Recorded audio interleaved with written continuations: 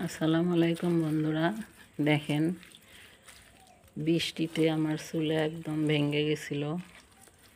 কালকে আমি চুলা জোড়া দিয়ে রাখছিলাম, আজকে আমি নেপতেছি।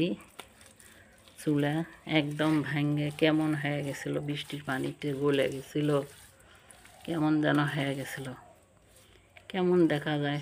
ভাবলাম দেখি যাতে অসুস্থ হই একটু কষ্ট করে চুলাটা একটু সারি। এই দেখুন আমার চুলা, এটা বন্ধু চুলা বলে। এই চুলাটা বসায় নিছিলাম আমি 500 টাকা দিয়া, শখ করে বসায় নিছিলাম, কিন্তু রান্নাই করতে পারি না,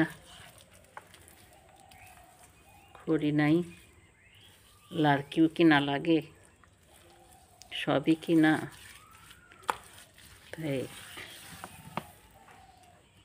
রান্না করতে পারি না, কী করব। এই দেখুন, এই যে আমি নেপছি চুলাটা, নেপার পর অনেক সুন্দর লাগতেছে। অনেক শখ করে আমি এই চুলাটা বসে নিয়েছিলাম। আমি ঘরের ভিতরে 2টা টিন আমি কাটে নিয়েছিলাম, এই দেখুন, কিন্তু কাটা ঠিক হয় নাই। 2টা টিন কাটা পড়ছে, ওই জন্য পানি পড়ে। যত চেষ্টাও করি তারপরেও পানি পড়েই। তো এখন শীতকাল, এখন তো আর বৃষ্টি হবে না, তাই এখন একটু সারি, সুন্দর করে নেপে নিই। এই দেখুন বন্ধুরা, আমার চুলা নেপা হয়ে গেল। এই যে দেখুন, এই যে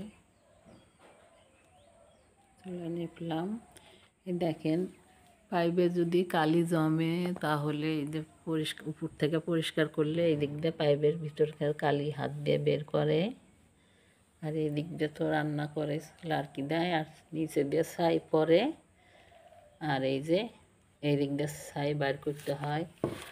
আর ধুমা তো হয় না, ধুমা এই যে এই দিক দিয়া, এই দেখেন এই দিক দিয়ে একটা ছিদ্র আছে, এই যে এটা পাইপের ভিতরে এই পাতিল বসায় দিলে ধুমাটা পাইপের ভিতরে চলে যায়, উপর দিয়ে বের হয়ে যায়। দেখেন আমি এই যে চুলা দেখলাম অনেক ভেঙ্গে কেমন হয়ে গেছিলো, এই যে মেপে নিলাম, এই যে